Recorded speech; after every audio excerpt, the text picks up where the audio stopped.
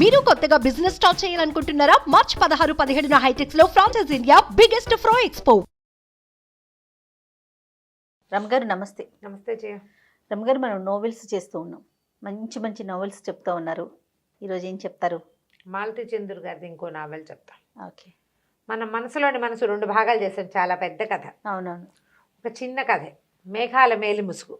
మేఘాల మేలు ముసుగు. బాగుందండి టైటిల్. టైటిల్ బాగుంది, కథ కూడా బాగుంటుంది. ఇది ఇంచుమించు 70s కథ అనుకోవాలి.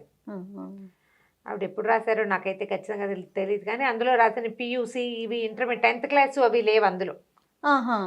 10th లేదు, secondary grade training, 8th 9th క్లాసులు చదివిన వాళ్ళే సెకండరీ గ్రేడ్ టీచర్ ట్రైనింగ్ అవ్వటం, 10th క్లాస్ పియూసీ అవ్వటము. ఓకే, వాటిని బట్టి 70s రాసిన కథ. వాటి డబ్బు, అందులో వాడిన డబ్బు పరిస్థితులు, వాటి అన్నిటిని బట్టి నేను చాలా ఇదివరకు ఎప్పుడోనే చదివా. 80s చదివాను నేను. అది 70s కథ అయి ఉంటుంది. ఈ కథలో క్యారెక్టర్ ఏంటంటే అరుణగిరి, అతను హీరో. అతని పేరండి అరుణగిరి. మనం అరుణాచలం లేదు, అరుణాచలాన్ని ఆ ప్రాంతంలో అరుణగిరి అంటారు, కొండ. అది ఓకే అండి, మనిషి పేరు కూడా, వ్యక్తి పేరు కూడా అదే పెట్టుకుంటారు. అరుణాచలం పెట్టుకున్నట్టుగానే అరుణగిరి అని పెట్టుకుంటారు. అరుణ్ అని పిలుస్తారు, లేదా ఇంట్లో వాళ్ళు గిరి అని పిలుస్తారు అనుకో. ఫ్రెండ్స్ అరుణ్ అని పిలిచిన అరుణగిరే అతని పేరు. అయితే అతనికి కొంచెం బాగా సంపన్నుల కుమారుడు, బాగా డబ్బున్న వాళ్ళు. ఒక అమ్మాయిలతో, కొంతమంది ఫ్రెండ్స్ తోటి అక్కడికి ఇక్కడికి వెళ్ళటం అలవాటు. ఓ రాధారాణి, రోజారాణి అని ఒక ఫ్రెండ్ ఉంటుంది. ఆ అమ్మాయిని కొడైకి రమ్మంటాడు, తనతో పాటు కొడైకి రమ్మంటాడు. అంతకుముందు 2-3 ట్రిప్పులు ఇతనితోటి బయటికి వెళ్తుంది అమ్మాయి. కానీ అమ్మాయి ఒప్పుకోదు. పెళ్లి చేసుకుని రావాలనుంది నాకు, ఇట్లా నీతో రహస్యంగా వెళ్తాం, నాకు ఏదో దొంగ బతుకులాగా అనిపిస్తోంది, అంటే స్థిరపడాలనిపిస్తోంది అమ్మాయికి. సరదా తిరుగుళ్ళు కాకుండా అంతకుముందు క్యాజువల్గా తిరిగేది. అంటే ఇతని కుళ్ళు మండిపోతుంది, చాలా కోపం వస్తుంది. ఆ కోపం మీద ఏమిటి ఇలాగా పెళ్ళైన వాళ్ళు, పెళ్ళి ఫ్రీడము, సంసారం, వాటి మీద మాటలు వేరు, క్రియలు వేరు. ముందంతా ఫ్రీగా ఉండాలి, మన ఇష్టారాజ్యంగా ఉండాలంటారు. ఒక వయసు వచ్చాక జీవితం పట్ల భయం వచ్చేస్తుంది, పెళ్ళి వివాహం చేసుకుని సెటిల్ అవ్వాలనుకుంటారు. ఓ విసుగ్గా ఉంటుంది. ఆ విసుగులో అతను మద్రాసు రోడ్ల మీ గురించి రాస్తారు కథలో బాగా. ఒక రోడ్డు మీద నుంచి వస్తుంటాడు. ఓ పోలీస్ స్టేషన్ దగ్గర సడన్గా ఒక కుర్రాడు సైకిల్ మీద ఎవడో వచ్చేస్తాడు. ఈయన పక్కకి తీస్తాడు. ఆ పక్క నుంచి వస్తున్న ఒక ఆవిడ ఇతని కారు కింద పడిపోతుంది. ఎడం వైపు తగిలేస్తుంది. సైకిల్ వాడిని తప్పించబోయి ఈవిడ పడిపోయింది. అయితే అది ఒక పోలీస్ స్టేషన్ ఎదురుగుండా జరుగుతుంది. ఆ వాకిట్లో నిలబడిన సబ్ ఇన్స్పెక్టరు సైకిల్ని తప్పించాడు కారు అతను. ఈవిడ సడన్గా ఆవిడే రాంగ్ సైడ్లో వచ్చేసి కారు కింద పడింది. చూశారు, గబగబా అతను పరిగెత్తుకొస్తాడు. చుట్టుపక్కల జనాలంతా చేరతారు. ఒక పెద్ద ఆవిడ, ఓ 50 ఏళ్ళ పైన ఉన్న ఆవిడ, చిన్న పేద మనిషిలాగా కనపడుతుంది. పచ్చగా పొట్టిగా బొద్దుగా ఉన్న ఆవిడే. సరే, సామాన్లు వెయిట్ చేస్తారు. మామూలుగా యాక్సిడెంట్లు అయితే చుట్టుపక్కల జనాలు చేరతారు కదా. పోలీస్ స్టేషన్ దగ్గరే అయ్యేసరికల్లా వాళ్ళు వెంటనే రియాక్ట్ అవుతారు. చూస్తే బతికేలాగా కనపడదు. ఇమీడియట్గా హాస్పిటల్కి రష్ అవుతారు. అతను బెదిరిపోతాడు. తన వల్ల ఆవిడెవరో చచ్చిపోతుందంటే ఎలా ఉంటుంది లోపల. ఆ మొహము, ఆవిడ నెత్తురు కారుతూ ఉండటము, ఆ జుట్టు వేళ్లాడుతూ ఉండటం చూస్తే ఒక దిగులు, భయం, బాధ వచ్చేస్తాయి. అయ్యో వృధాగా ఎంత జీవితం ఆవిడని చేసేస్తున్నాం అనిపిస్తుంది. ఆవిడ సామాన్లన్నీ ఏరిస్తారు. ఓ పర్సు, ఓ చిన్న సంచి, ఆవిడ స్కూల్ టీచర్. ఓ పాస్బుక్ ఉంది, అందులో పాస్బుక్లో బ్యాంక్ వివరాలనే. స్కూల్ టీచరు రాజమ్మాళ్ళి ఆవిడ పేరు. బ్రాహ్మణ్ లాంటిది కుటుంబం ఏదో. సరే, ఈ అబ్బాయి అన్ని వివరాలన్నీ పోలీస్ ఇన్స్పెక్టర్ రాసుకుంటాడు. రాసుకున్నాక ఇతను మీ నాన్నగారి పేరు, తండ్రి పేరు చెప్పేసరికల్లా అతనికి తెలుస్తుంది ఇతను బాగా సంపన్నులు అది అని. తండ్రి పేరు గుర్తుపడతాడు.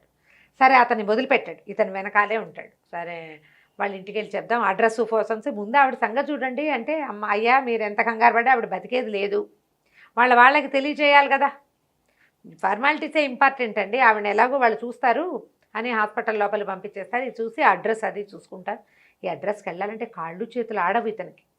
మన వల్ల ఒకళ్ళు మరణిస్తున్నారు అంటే ఎలా ఉంటుంది అది.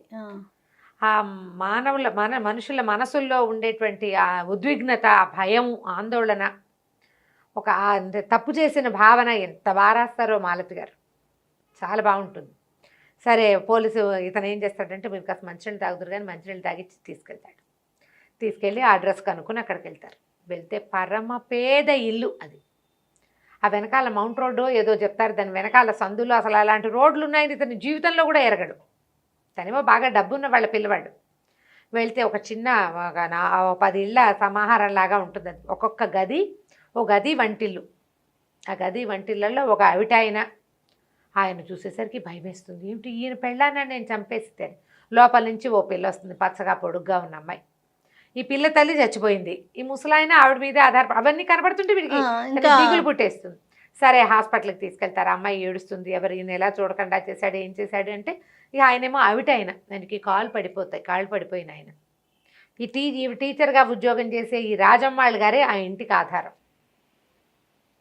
హాస్పిటల్కి వచ్చేసరికల్లా అయిపోతుంది ఆవిడ. ఇలా ఏవో విపరీతంగా ఏడుస్తుంది, తల్లి మీద పడి. మిగిలిన వాళ్ళకి కబురు చేస్తారు. ఇద్దరు, ఆవిడ రాజమ్మాళ్ళని, ఆవిడ ఒక స్కూల్ టీచర్. ఆయన పేరు అనంతయ్య, ఆవిడ రాజమ్మాళ్ళు. వాళ్ళకి 3 ఆడపిల్లలు, చివరగా ఒక మగపిల్లాడు. 3 ఆడపిల్లలకి పెళ్ళిళ్ళు అయిపోయినాయి. అక్కడ ఏడుస్తూ కనపడిన పిల్లకు కూడా పెళ్ళయింది. 3 అమ్మాయిలకి పెళ్ళైనా. ఆఖరి పిల్లవాడు చదువుకుంటున్నాడు. పెద్ద పిల్ల ఆఖరి పిల్ల కాపురాలకు వెళ్ళిపోయారు. మధ్యలో పిల్లకి కాపురం లేదు. ఆ అమ్మాయి ఇక్కడ ఉంటుంది. ఏం చేస్తాడు, వాళ్ళ అల్లుళ్ళు కూడా వచ్చారు, పెద్దతను ఆఖరతను. సరే ఇంకా ఏం చేస్తాడు, ఇక చేయగలిగేది ఏమిటి, పోలీస్ ఇన్స్పెక్టర్ని మాత్రం ఇతను వెనకాలే ఉంటాడు.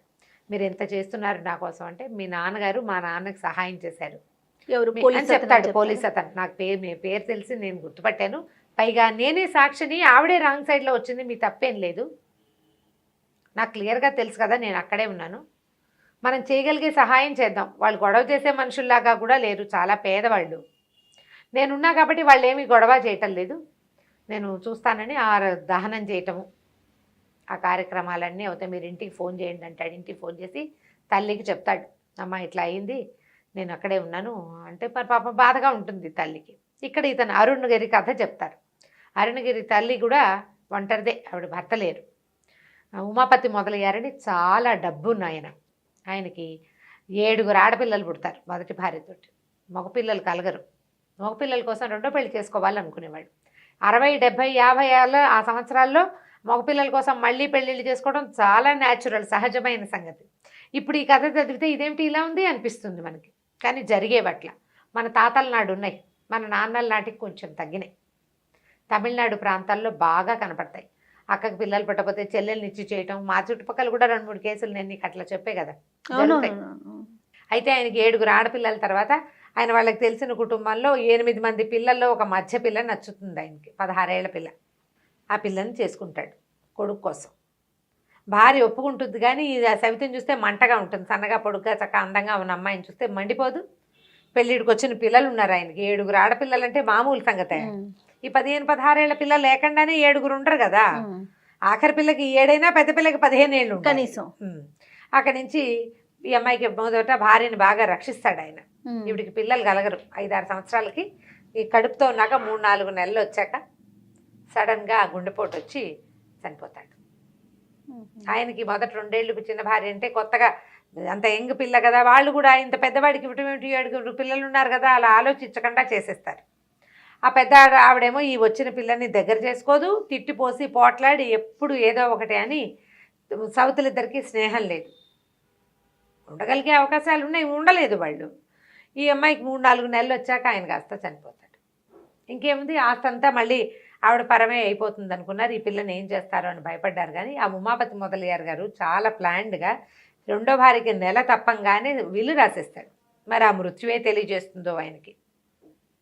దాంట్లో వివరాలు ఏంటంటే, ఒకవేళ భార్య కనుక రెండో భార్యకి కూతురు పుడితే ఆస్తి సమానంగా 8 మంది ఆడపిల్లలు 2 భార్యల మధ్య పంచాలని, 8 మంది ఆడపిల్లలకి పంచడం. మగపిల్లాడు కనుక పుడితే ఈ ఆస్తి ఎక్కువ భాగం అబ్బాయికి చెందేలాగా రాసేస్తాడు ఆయన. ఆ కాగితం ప్రకారం ఇది కరెక్ట్గా సెట్ అవుతుంది. అయితే వాళ్ళు ఈ లోపల అంతకుముందు సావిత్రమ్మ గారు అమ్మ నాన్న ఎవరు పెద్దగా రారు, డబ్బున్న వాళ్ళు కదా వీళ్ళు. కానీ ఇప్పుడు పిల్ల ఒంటరిది, 4 నెలల ప్రెగ్నెన్సీ. వాళ్ళు వచ్చేస్తారు పిల్లని చూసుకోవటానికి. పురుడు కూడా మా డాక్టరే పోయాలని కొట్టుకుంటారు. చివరికి 2 డాక్టర్ల పర్యవేక్షణలో ఈవిడికి కుమారుడు పుడతాడు తండ్రి చనిపోయిన తర్వాత. ఆ పిల్లాడి అరుణగిరి. ఆవిడ ఆ పిల్లాడి ముందు నుంచి కొంచెం అనారోగ్యం, వాడు ఎక్కడికి పంపించకుండా సవితి పిల్లలు ఏం చేస్తారో అన్న భయంతో చాలా జాగ్రత్తగా పెంచుకుంటుంది.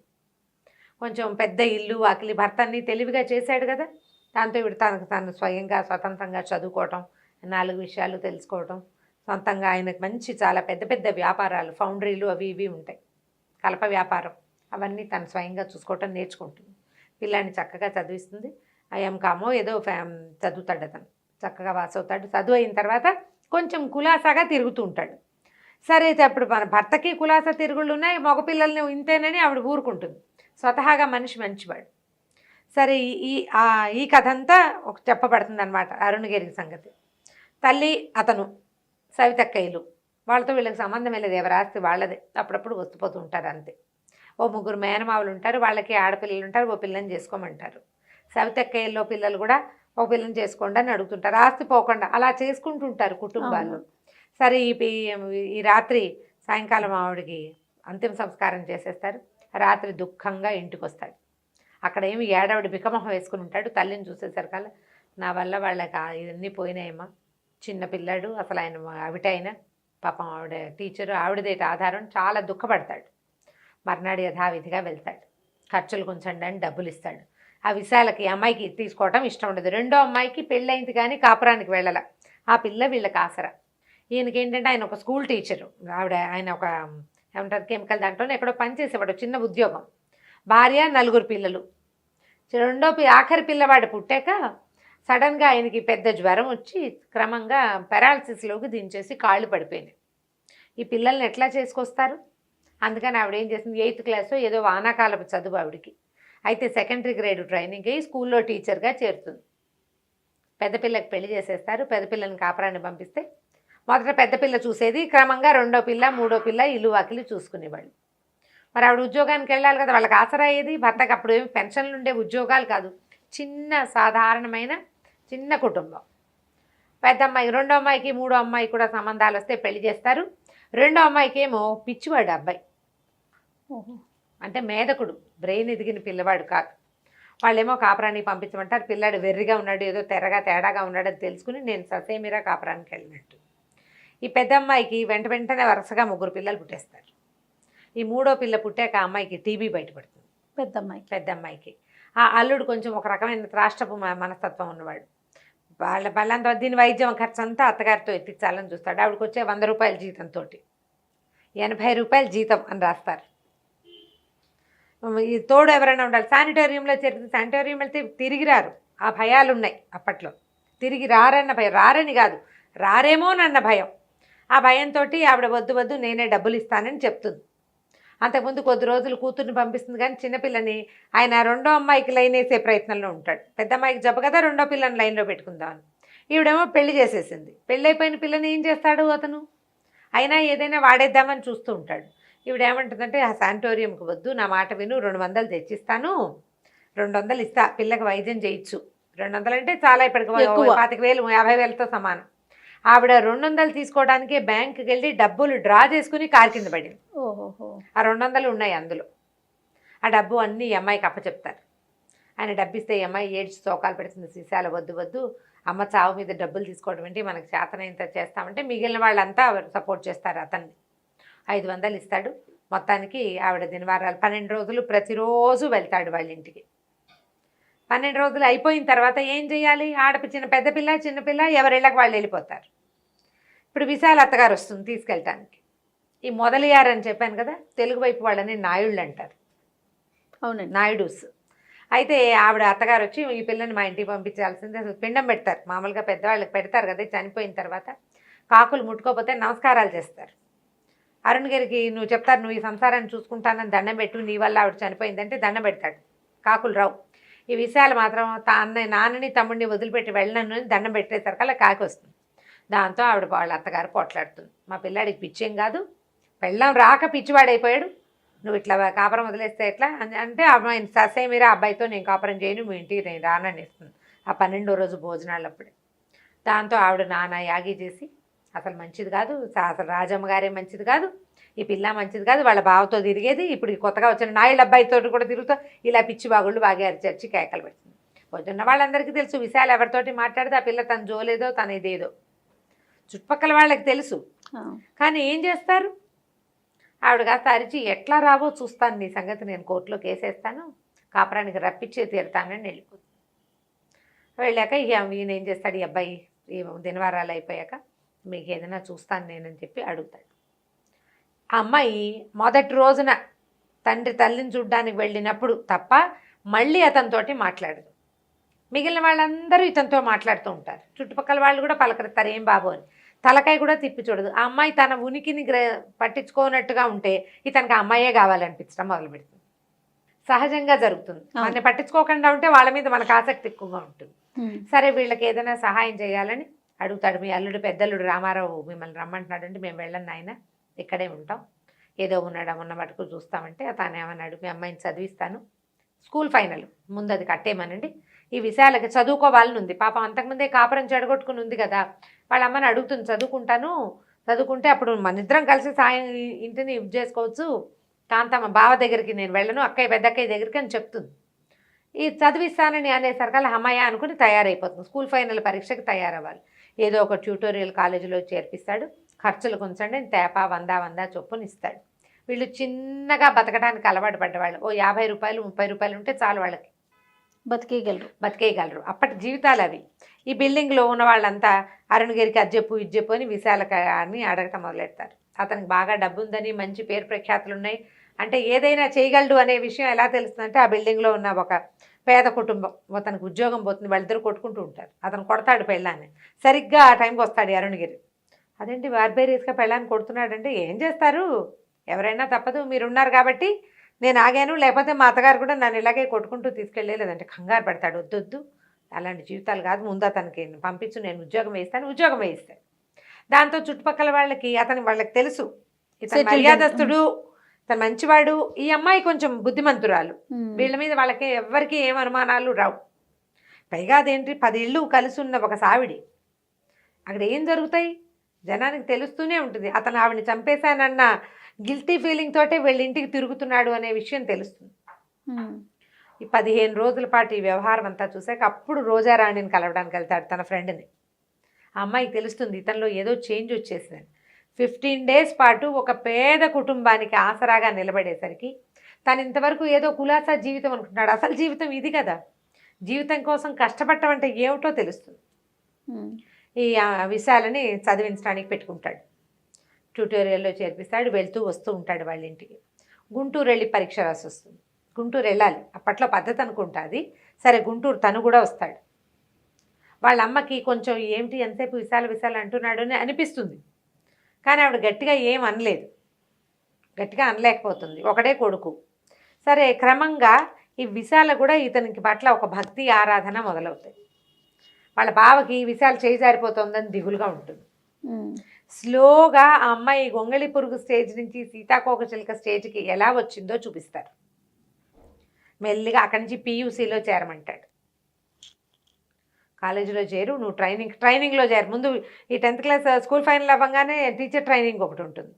మా ఇంటి దగ్గర ఉన్న కాలేజీలో చేరు, అక్కడికి రాకపోక అంటే ఈ లోపల ఏమవుతుంది, అత్తగారు వాళ్ళు అడ్వకేట్ నోటీస్ ఇస్తారు అమ్మాయికి. నోటీస్ ఇచ్చేసరికి బయటికి తీసుకెళ్తాడు అమ్మాయిని. నీకు ఇప్పుడు రకరకాల మాటలు వస్తాయి, పోలీస్ కేసు, ఈ కోర్టు కేసు అంటే ఎన్నో పుడతాయి. మీ బావ ఒకడు ఆల్రెడీ ఉన్నాడు, ఇప్పుడు నా పేరు కూడా జోడిస్తాడు, నేను రోజు వస్తున్నాను కాబట్టి నువ్వు గట్టిగా నిలబడతానంటేనే ఈ కేసు వేయిద్దాం, మా లాయర్తో మాట్లాడిస్తానంటే వద్దు మీకు చెడ్డ పేరు వస్తుందేమో అంటుంది. అప్పుడు అతనికి తెలుస్తుంది ఈ అమ్మాయికి తను ఇంపార్టెంట్ అనే విషయం బాగా క్లియర్గా అర్థమవుతుంది. కాదు లాయర్ దగ్గరికి వెళ్దామంటే లాయర్కి కొంచెం చిరాగ్గా ఉంటుంది. మామూలుగా ఆయన నచ్చదు, వాళ్ళ ఫ్యామిలీ లాయర్. వాళ్ళు ఎవరో కుటుంబం వాళ్ళకి యాక్సిడెంట్లు అయింది, ఇతని వల్ల ఏదో డబ్బు ఇచ్చాడు, బాగానే ఉంది, ఆ పిల్లని అంటించుకుంటున్నాడు. ఈ పిల్ల ఎలా ఉంటుందని పిల్లని చూస్తే పచ్చగా సన్నగా నిరాభరణంగా సింపుల్గా సూటిగా ప్రశ్నకు సమాధానం చెప్పి అమ్మాయిని చూస్తే ఆయన కొంచెం గుడ్ ఇంప్రెషన్ కలుగుతుంది. సరే నేను రాసి పడేస్తానని ఆయన ఆ కేసు తను తీసుకుంటాడు. ఒక 6 నెలల్లో కేసు అయిపోతుంది కూడా. సరే వీళ్ళ బావేమో ట్రైనింగ్లో చేరమంటారు. బావకి అవకాశం లేకుండా చేస్తాడు ఇతను. మీ ఇష్టం, మరి మీ పేరు వస్తుంది, కోర్టు కేసు వస్తుంది కదా అనేసరికల్లా ఇంకేం చేస్తాడు, వెనక్కి తగ్గుతాడు. కానీ ఏం చేస్తాడు, వాళ్ళ ఇంటికి వెళ్ళి సావిత్రమ్మ గారికి చెప్తాడు, ఓహో మీ అబ్బాయి మా మరదల్ని పెళ్లి చేసుకునేలాగా ఉన్నాడు, విడాకులు కూడా ఇప్పిస్తున్నాడు అంటే ఆవిడ ఇట్లా ఎన్నో పడి ఉంది. 21-22 ఏళ్ల వయసులోనే భర్త పోతే ఆవిడెన్ని చూసిందో జీవితంలో. కేకలేస్తుంది, మీకు 2 ఆడపిల్లలు ఉన్నారు, రేపొద్దున మీ పిల్లని ఇలాంటి మాట అంటే మీరు సహించగలరా, తప్పు అట్లా అనబోకండి, 100 రూపాయలు మీ పిల్లలకి ఏమైనా కొనిపెట్టండి, ఏమైనా ఇబ్బంది వస్తే మేము చూసుకుంటాం, మీరు వెళ్ళండి అంట. కానీ ఆవిడకి లోపల ఒక దుడుకుంటుంది. తమ్ముడు కూతురుని తెప్పిస్తుంది, దాంతో ఏమీ నడవదు. అదొట్టి అన్నిటికీ బోరు ఏదో పాప్ మ్యూజిక్ అవే మాట్లాడుతూ ఉంటుంది. ఈ అరుణ్ గారు ఏంటంటే తరచుగా విశాల దగ్గరికి వెళ్ళటం అలవాటు అయిపోతారు వాళ్ళిద్దరు ఒకళ్ళకొకళ్ళు. అతను రాకపోతే అమ్మాయి వెయిట్ చేస్తుంది. అతను అక్కడికి వెళ్ళాలని అనుకుంటాడు. ఇది వరకు లాగా కొడై వెళ్దాం, అక్కడికి వెళ్దాం, గిండి రేస్ కోర్స్కి వెళ్దాం, డబ్బులు విసిరేసి పాడి చేసేద్దాం, ఆడేసుకుందాం, ఆ ధోరణి పోతుంది. ఎంతసేపు విశాలతోటే అతని మనసు ఉంటూ ఉంటుందన్నమాట. కాలేజీలో చేర్పిస్తాడు, కాలేజీ దగ్గరికి వెళ్ళటం వెళ్తాడు. క్యూఎంసీ, అది మంచి కాలేజ్, చాలా పెద్దది అనుకుంటా. క్యూఎంసీ అని వస్తుంది, క్యూ కాదనుకుంటా, పేరు గుర్తు రావట్లే నాకు. సిఎంసీ లాంటిది కూడా అయ్యి ఉండొచ్చు బహుశా. ఏదో మంచి కాలేజ్, సంపన్నుల కాలేజ్ అంటే కాదని ఆ కాలేజీలో చేర్పిస్తాడు. ఆ విశాల చదువుకుంటుందని చెప్తాడు తల్లికి. బాగానే ఉంది సహాయం చేసే వరకు. అది ఎటు తిరుగుతుందో అని భయం తల్లికి. కాకపోతే ఆ అమ్మాయి ససేమిరా ఇతనితో పెళ్లి ఒప్పుకోదు. చెప్తాడు, నాకు వేరే ఆలోచనలు ఉన్నాయి అని చెప్తాడు. నేను ఉంటా కదా, నేను ఎక్కడికి వెళ్తాను, నేను నిన్ను రోజారాణిని పిలిచినట్టుగా కొడై వెళ్దామని, బెంగళూరు వెళ్దామని పిలవలేనంటాడు. ఎందుకు పిలవవు, నువ్వు పిలువు, నేను కావాలంటే వస్తా. నువ్వు రోజారాణిని పెళ్లి చేసుకో, మీ అమ్మ సంతోషపడుతుంది, పాపం ఆవిడ జీవితం చిన్నతనం నుంచి కష్టాలు పడుతుంది అంటుంది. పెళ్లి చేసుకోమని ఎంకరేజ్ చేస్తుంది, తనని కాదు. ఓసారి పెళ్ళి అయిపోయింది, నాకు మళ్ళీ పెళ్ళి ఏమిటి అనుకుంటుంది. అతను ఏమంటాడు, నువ్వు తప్పిస్తే నాకు ఇంకో జీవితం వద్దు, నేను నిన్ను తప్పిస్తే ఇంకెవరిని ఊహించుకోలేను, ఆసక్తి లేదు నాకు నువ్వే కావాలంటాడు. ఆ అమ్మాయి ఒప్పుకోద్దు దానికి. మీ అమ్మ సంతోషపడుతుంది, పెళ్లి చేసుకో, పాపం ఎంతకాలం ఒంటరి జీవితం అనుభవిస్తుంది మీ అమ్మ అని చెప్తుంది. నీ మంచి కోసమే నేను కాదంటున్నాను పెళ్ళి అని చెప్తుంది. అందరూ ఏమంటారు, నేను ఇంత సంపన్నుడివి, దారైపోయే పిల్లని, పెళ్ళైపోయిన విడాకుల పిల్లని చేసుకుంటావా, పరువు తక్కువ కాదా నీకు అంటుంది. నీ పరువు పోతుంది. నేను ఉంటాగా, నేను ఎక్కడికి వెళ్తా, నేను నీతోటే ఉంటాను, పెళ్ళొద్దు, నేను నిన్ను పిలవలేనంటాడు. పిలువు, నేను వస్తాను కావాలంటే, నువ్వు ఏది చేయమంటే అది చేస్తా, పెళ్ళి మాత్రం వద్దు. అతని పరువు పోతుంది అనుకుంటుంది. ఆ రోజుల ఆలోచన అనమాట. నీ వల్ల నా జీవితం ఇంత బాగుంది, నాకు నాగరికత తెలిసింది, అన్నీ దానికి తెలిసినాయి, ప్రతి చోటకి తీసుకెళ్తాడు. అంతకుముందు గుంటూరు వెళ్ళేటప్పుడు ఏమైనా కొనిపెడతానంటే ఒక్క పెన్ను కొనిపెట్టమన్నాడు. టాయిలెట్ సామాన్లు అక్కర్లేదా నీకు, ఊరు వెళ్ళటానికి అంటాడు. ఏమొద్దు, పెట్టే జమకాన ఉన్నాయి అంతే చాలు నాకంట. పెన్ను ఒకటే కావాలి పరీక్ష రాయడానికి. ఫౌంటైన్ పెన్ తీసిస్తాడు జేబులో నుంచి. ఖరీదైన పెన్ను వద్దు, మా రాజు రాసుకునే మామూలు పెన్ను చాలు నాకంట. ఏం పర్వాలేదని పెన్ను ఇస్తాడు. అతను ఏదైనా ఇస్తే బిడియంగా ఉండేది మొదట్లో, ఇప్పుడేం లేదు, చాలా స్వతంత్రంగా కొనిపించుకుంటుంది కావాల్సినవి. కానీ పెళ్లి మాత్రం లేదు. ఇతను ఏం చేస్తాడు, 15 రోజులు ఎక్కడికో ట్రిప్కి వెళ్తానంటాడు. ఆ అమ్మాయిని తీసుకెళ్తున్నాడు అనుకుంటుంది తల్లి. లేదు, విశాల నేను ఒకనే వెళ్తున్నానని చెప్తాడు. ఆవిడ ఆశ్చర్యపోతుంది. ఆ పిల్ల ఇతనితో వెళ్ళేది కాదు. అంతకుముందు చాలామంది ఆడపిల్లలు ఈ అబ్బాయితో తిరిగేవాళ్ళు. ఆవిడకి తెలుసు తల్లికి. ఆవిడేమో అడ్డు చెప్పేది కాదు అతను సరదాకి. 15 రోజుల బెంగ పెట్టేసుకుంటుంది విశాల కూడా. తల్లి బెంగ పెట్టుకుంటుంది, ఈ అమ్మాయి బెంగ పెట్టుకుంటుంది. తిరిగి వచ్చాక తల్లికి జ్వరం వస్తుంది, ఒంట్లో బాగుండదు. వారం రోజుల పాటు అమ్మాయి పేరెత్తకుండా తల్లి పక్కనే ఉండి ఆవిడకి పచ్చం పెట్టి ఆవిడ నార్మల్ అయ్యేదాకా పక్క నుంచి కదలటు. పెళ్లి చేసుకోమంటుంది. నేను కూడా అంతేనమ్మా, చేసుకోవాలని అనుకుంటున్నా, విశాల తప్ప ఇంకోళ్ళని నేను పెళ్లి చేసుకోలేను. విశాల ఒప్పుకోదు, చేసుకోమంటుంది వాళ్ళమ్మ. విశాల ఒప్పుకోదమ్మా అని చెప్తాడు. ఈ అబ్బాయి 15 రోజులు ఊరు వెళ్ళినప్పుడు ఈ కాలేజీలో ఏదో ఫంక్షన్లు అవుతాయి. ఈవిడ లాయర్ గారిని కలిసి, ఏమిటండి ఈ స్నేహాలు అవి ఎలా అంటే, అమ్మాయి మంచిదేనమ్మా, అమ్మాయి తప్పేం లేదు, కాపురం ఉన్న పిల్ల కాదు, పిచ్చబ్బాయికి ఇచ్చి పెళ్లి చేశారు, అసలు ఆ పిల్ల వాళ్ళ ఇంటి గడప కూడా తొక్కల, పెళ్లిలోనే బయటపడింది, కేసు కూడా అయిపోతుంది 6 నెలల్లో, పిల్ల చక్కగా నిదానంగా ఉంటుంది, అందమైన పిల్ల అని చెప్తాడు. ఓసారి చూస్తానంటే, మా అమ్మాయి క్లాస్మేట్సే, మీరు రండి అని కాలేజ్ ఫంక్షన్ తీసుకెళ్ళి విశాలని చూపిస్తాడు. మామూలు సిల్క్ చీర కట్టుకుని సాదాగా, ఏమీ హడావిడి లేకుండా ప్రశాంతంగా ఉన్న అమ్మాయిని చూస్తే ఆవిడకి ఇష్టంగానే ఉంటుంది. కానీ ధైర్యం కాదు, మన కులం కాదు, పెళ్ళైపోయిన పిల్ల. ఒకసారి పీటలెక్కిన పిల్లతో మళ్ళీ పెళ్ళేమిటి, అప్పటి రోజులు కదా ఆ కాలం. అంటే వాళ్ళు ఆ కాలంలో ఇలాంటి ముందుకు వచ్చిన సంఘటనలు మనకి చాలా అరుదుగా కనపడేవి. చెదురుమదురుగా కాదు, అక్కడక్కడా కాదు, చాలా అరుదు. నేను బాగుంది పిల్ల అని చెప్తుంది. నువ్వు ఎప్పుడు చూసాను, నేను మొన్న వెళ్ళి చూసి వచ్చానురా అంటే, అరుణ్ ఒప్పుకోదమ్మా విశాల అని చెప్తాడు. తను ఒప్పుకోదు, నా మంచి కోసమే అంటుంది అంటే ఆవిడ అట్లా ఆలోచించుకుంటూ ఉండిపోతుంది అనమాట. చూస్తే ఇతను రామకృష్ణ ఇవి వింటాం, చిన్మయ మిషన్ వాళ్ళవి వింటాం, హరిద్వార్ వెళ్తా, ఋషికేశ్ వెళ్తా, అలా చెప్తాడు. పెళ్ళి మాత్రం వద్దమ్మా నాకు, నేను ఎవరిని చేసుకోలేను, నాకు ఎంతసేపు కళ్ళు మూసుకుంటే విశాల ఇంట్లో తిరుగుతున్నట్టు, నాతో మాట్లాడుతున్నట్టు నాకు అవే అనిపిస్తాయి. వేరే మనిషిని అసలు ఊహ కూడా లేదు నాకు, నేను ఇంకో మనిషిని భరించలేని అమ్మాయిని తప్ప అంటే. ఈవిడ చూసి ఆలోచించుకుని ఏం చేస్తుంది, నువ్వు ఇవాళ ఇంట్లో ఉండు, సాయంకాలం నేను బయటకు వెళ్తా, కారు తీసుకెళ్తానని చెప్తాను. అతను ఇంట్లో ఉంటాడు. ఇతనికి ఏమో ఇప్పటికి చాలా రోజులైపోయింది విశాలని చూడాలని ఉంది. వారం అయిపోతుంది, వెళ్ళి చూసొద్దామని ఉంటుంది. తల్లి ఎక్కడికో వెళ్తుంది. ఈ తల్లి ఏం చేస్తుందంటే ఈవిడ హాస్టల్కి వెళ్ళిపోతుంది. అమ్మాయిని కాలేజీలో హాస్టల్లో ఉంచుతాడు కదా. ఈ మధ్యలో నేను మిస్ చేసింది ఏంటంటే తండ్రి కూడా చనిపోతాడు. ఆ పిల్ల ఒక్కతే అయిపోతుంది. తండ్రి చనిపోతాడు. తమ్ముడు తండ్రి విశాల ముగ్గురు కలిసి ఉంటారు. తండ్రి చనిపోతారు కదా, ఈ అమ్మాయిని ఎక్కడ ఉంచాలి? తమ్ముడినేమో పెద్దక్కయ్య తీసుకెళ్తుంది. పెద్దక్కయ్య మొగుడు కూడా వీళ్ళు అప్పుడప్పుడు ధన సహాయం చేస్తారు. విశాలని హాస్టల్లో ఉంచుతాడు. ఈ హాస్టల్కి వెళ్ళి అమ్మాయి ఇతని కోసం వెయిట్ చేస్తుంటుంది బయట. ఈవిడ పోయి అక్కడ నుంచుంటుంది. విశాల అంటే వాళ్ళ అమ్మ పిలిచినట్టు అనిపిస్తుంది. నేను అరుణ్ వాళ్ళ అమ్మనని చెప్తుంది. మీరు ఆ రోజు వచ్చారు కదా అంటే, వచ్చాను, నిన్ను చూద్దామనే వచ్చాను, నువ్వు నాతో వచ్చి మా ఇంటికి అరుణ్ని పెళ్లి చేసుకుందు కానీ అని చెప్తుందట. జీవితంలో ఎన్నో ఆటుపోట్లు తిన్నాను. నా జీవితంలో నాకెవ్వరూ సహాయం దొరకల. నేను కాపురం చేశాను, ఒక 5-6 సంవత్సరాల వైవాహిక జీవితం, చంటి బిడ్డ. నా కాలం వేరు, ఈ కాలం వేరు. వాడు ఇప్పుడు చిన్మయ మిషన్వి వింటున్నాడు, హరిద్వార్ ఋషికేశ్ వెళ్తానంటాడు, విరాగిగా మారిపోతున్నాడు. నువ్వు చూస్తే నువ్వు ఇలాగే ఉంటావు వాడి కోసమే. ఎందుకు ఈ జీవితాలు ఇలా అయిపోవాలి? కాలం మారింది, పద ఇంటికి వెళ్ళిపోదామని వచ్చేస్తుంది అమ్మాయి. తీసుకొచ్చేస్తుంది. ఆవిడ ఒప్పిస్తుంది. అమ్మాయి చాలా భయపడి బాధపడుతుంది, వద్దంటుంది. ఆవిడ ఒప్పుకోదు. నాదే కదా అభ్యంతరం, నాకు కాకపోతే నువ్వెవరికి సమాధానం చెప్పాలి? లోకానికి, ఏ లోకానికి? పిచ్చబ్బాయి నుంచి పెళ్లి చేసిన లోకానికి లోకానికి నీకేం సమాధానం చెప్పింది? వాడు కాపురానికి పనికిరాడు మొదటిది. అసలు మామూలుగా మనిషిగా ఒక అమ్మాయి పక్కన ధైర్యంగా నిలబడేందుకు కూడా పనికిరాని వాడికి వివాహం చేసేసారు వాళ్ళు. వాడిని చూసుకోవడానికి ఒక పిల్లని అన్యాయం చేశారు. లోకం వాళ్ళని ఏమైనా అన్నదా? లేదు. ఇప్పుడు నిన్ను ఎందుకంటారు? నిన్ను అనరు అని చెప్పి తీసుకొచ్చేస్తుంది.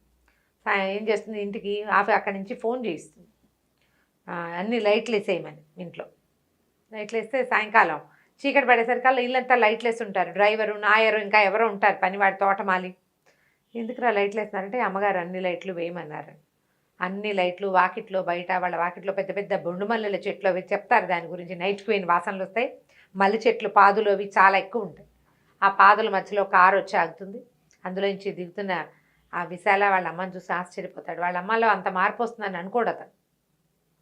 విశాలను తీసుకొచ్చేసాను, మీ ఇద్దరు నాకు దండం పెట్టండి, కొత్త జీవితాన్ని మొదలు పెడుతురు కానీ అని చెప్తాను.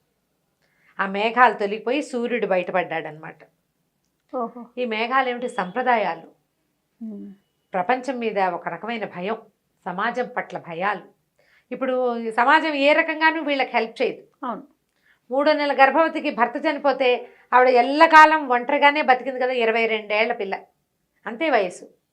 అదే 22-23 సంవత్సరాలు ఉన్న విశాల ఏ సంసారం లేదు, ఏమీ లేదు, ఒంటరి బతికే. ఎవరి ఆసరాతోటి బతుకుతారు? సమాజం ఏ రకంగానూ ఆసరా ఇవ్వదు కదా. ఆ రోజుల్లోనే ఇలాంటి ఒక అత్యద్భుతమైన కథ రాశారు మాలతి గారు. మాలతి చంద్ర గారు అన్ని కథలు కూడా స్త్రీ పవర్, ఒక ప్రత్యేకమైన స్త్రీ శక్తి అనేది ఎంత బాగా ఉంది. ఇప్పుడు మన మనసులోను మనకు అదే కనపడుతుంది. శతాబ్ది సూర్యుడిలోనూ అదే కనిపిస్తుంది. ఇంకొకటి ఉంది, ఆలోచించు, అది చెప్దాం, అది కూడా చాలా బాగుంటుంది. ప్రత్యేకమైన స్త్రీలు, అంతే. ఆడవాళ్ళు గనక దీనికి నిలబడితే ఖచ్చితంగా చక్కగా సమాజం మారుతుంది. ఇందులో మగవాళ్ళ పాత్ర 50%, మిగిలిన 50% ఆడవాళ్ళది. ఇప్పుడు విశాల ఏ తప్పటడుగులు వేల, వాళ్ళ అమ్మ సావిత్రమ్మ గారు ఏ తప్పటడుగులు వేల. ఆవిడ పూనుకుంది. వేసిన అడుగు స్థిరమైన అడుగు వేయటం, అటు ఇటు వేయద్దు, స్థిరంగా వేయటం, స్థిరంగా అడుగులు వేయటాన్ని చాలా బాగుంటుంది. నావెల్ కనుక దొరికితే చదవచ్చు. మేఘాల మేలు ముసుగు మన ప్రస్తుత కాలపు భాష. జస్ట్ ప్లేసెస్ అవన్నీ మాత్రం పురాతన మద్రాసు ప్రాంతాన్ని, ఓల్డ్ చెన్నై. మిగిలినవన్నీ కూడా మామూలు మన రెగ్యులర్ కథలే. కాకపోతే మనం ఇవాళ రోజున చూస్తున్న సమాజము కొంచెం దీనికి వెనక సమాజంగా మనకు కనపడుతుంది. మన నాన్నల నాటి సమాజంలాగా కనిపిస్తుంది. బాగుంటుంది కదా. బుక్ కొని చదువుకోండి, తక్కువే 60 రూపాయలు ఉంటుంది, అంతకంటే. తప్పకుండా రమ్మగారు. నమస్తే.